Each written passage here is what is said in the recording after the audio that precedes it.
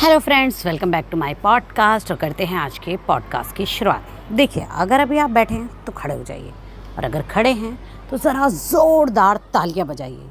अरे, ऐसा कुछ कर दिखाया है हमारी आपी के शौहर ने कि उनको अप्रिशिएट करना बहुत ज़रूरी है। वैसे भी आप तो जानते ही हैं हमारी जो आपी हैं वो अप्रिशिएशन की कितनी भूखी हैं।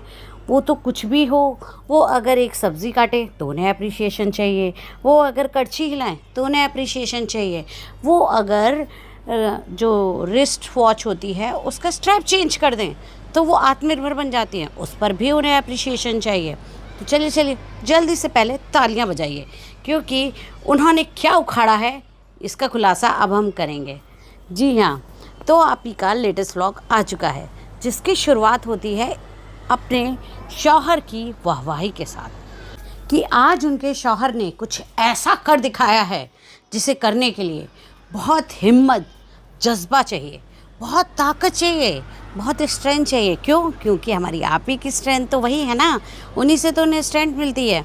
जी हाँ, ब्लॉग की शुरुआत ही इसी बात से होती है कि आज जो उनके शौहर हैं वो मौदहा फ़्लाइट से जा रहे हैं, और उन्होंने इस बात की हिम्मत की है।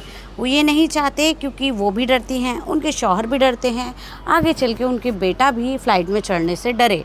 तो इसके लिए अब सनी ने हिम्मत की है और वो अब फ़्लाइट से मौदहा गए हुए हैं।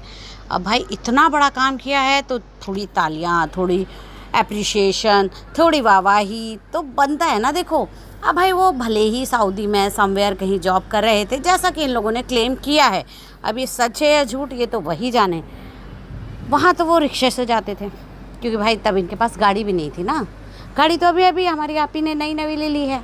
उसके बाद जो उनके शौहर हैं वो उनके ड्राइवर बने हैं, जो चला चला के उनको शॉपिंग कराते हैं, खाना खिलाते हैं और उनको पूरी मुंबई घुमाते हैं। तो भाई गाड़ी तो थी नहीं उनके पास, तो पक्का या तो वो ऑटो रिक्शा या फिर साइकिल से जाते होंगे।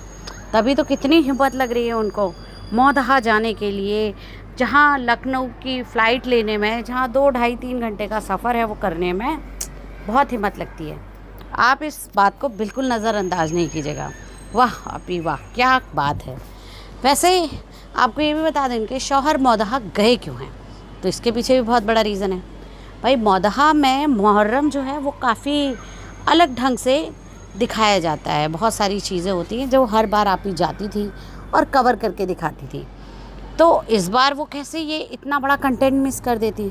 तो उन्होंने इस बहाने कि भाई सास ससुर को वहाँ से लेकर आना है, उनका ख्याल रखना है, उनकी तबीयत का ख्याल रखना है। बहाना सास ससुर की तबीयत और उनको वापस लाने का है, लेकिन मेन कहानी तो कंटेंट की है ना। क्योंकि जब कंटेंट की कमी होती है, मौदहा से उनके शौहर जाके भर भर के कंटेंट लेकर आते हैं। तो भाई वही किया गया है इस बार भी, कुछ अलग नहीं हुआ है। वैसे ही चलिए, इनकी तारीफ़ तो बहुत हो गई, आप ही को भी तो अप्रिशिएट करना बनता है। उन्होंने भी तो कितना बड़ा सेक्रीफाइस किया है, भूल गए आप?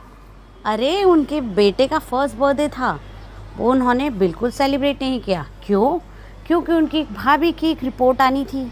उस रिपोर्ट में ऐसा कुछ नहीं आना था कि बहुत बड़ा कोई खुलासा होना था, वो एक जर्नल रिपोर्ट थी, और उस पे जो भी था वो डॉक्टर को आगे चल के एक्शन लेना था। और वो रिपोर्ट वो इतनी इम्पॉर्टेंट भी नहीं थी। क्योंकि उस रिपोर्ट को कराने के लिए पूरे 1 महीने का वेट भी किया गया था, ताकि जो भी अंदर लीज़न है वो उसमें ट्रेस हो सके। उनको सर्जरी करने के लिए पूरे 1 महीने का वेट भी किया गया था। लेकिन हमारी आपी है ना, सेक्रीफाइस की मूर्ति, बलिदान की देवी, उन्होंने कहा नहीं, भाभी की रिपोर्ट आनी है, हम कैसे अपने बेटे का फर्स्ट बर्थडे सेलिब्रेट कर सकते हैं। चलिए भाई, इतनी कुर्बानी, अपनी भाभी के लिए इतना प्यार, मेरे तो आंखों में आंसू ही आ गए। ननद भाभी का ये मधुर रिश्ता देख के, इतना प्यार देख। लेकिन जैसे ही बात आई भाई के बर्थडे की, भाई के बेटे के बर्थडे की, आपी सब कुछ भूल गई।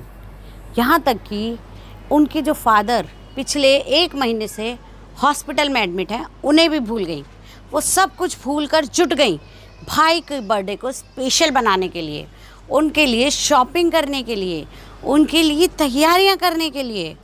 भाई 1 साल के बच्चे का बर्थडे इतना इम्पोर्टेंट थोड़ी था। 40-42 साल के आदमी का बर्थडे ज़्यादा इम्पोर्टेंट था। तो बस वही किया हमारी आपी ने। उन्होंने कहा ना, मेरे बेटे का बर्थडे मने या ना मने, भाई का बर्थडे ज़रूर मनेगा, और वो भी पूरे धूम धड़ाके के साथ। क्या आधी रात में गाड़ी में पूरा खानदान ठूस के पहुंच गई वो अपने भाई का बर्थडे सेलिब्रेट करने, जो कि हॉस्पिटल के पास ही एक एयरबीएनबी लेके रह रहे हैं। चलिए, भाई के बर्थडे की बात तो हम पहले भी कर चुके हैं, पर मेन पॉइंट क्या था कि उसके ठीक अगले दिन था उनके भतीजे का बर्थडे। अब देखिए, आप ही शॉपिंग करने में निकली थी तो उन्होंने एक दिन में शॉपिंग नहीं की। उन्होंने कहा अगर मैं एक दिन में ख़त्म कर लूँगी तो कंटेंट कम पड़ जाएगा, है ना।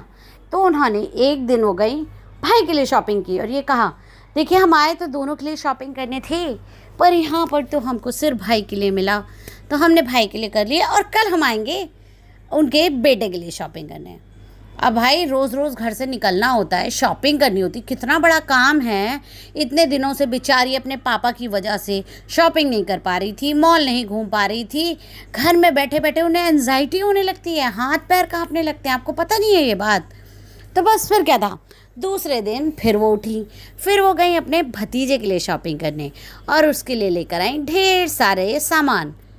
ये वही आप ही हैं जिन्होंने अपने बेटे के पहले बर्थडे पे एक खिलौना, एक बनियान तक खरीद के अपने बेटे को नहीं दी कि भाई उसका पहला बर्थडे है और हमको ये खुशी मनानी चाहिए। क्योंकि जबकि उस टाइम ना तो कोई हॉस्पिटल में एडमिट था, ना ही कोई ऐसी सिचुएशन थी कि किसी छोटे से बच्चे की जो अभी अभी 1 साल का हुआ है उसके लिए कोई सेलिब्रेशन ना की जा सके। लेकिन 3 साल के अपने भाई के बेटे के सेलिब्रेशन के लिए उन्होंने बाकायदा अपनी बहनों को ऊपर भेजा, जिन्होंने डेकोरेशन की जाकर।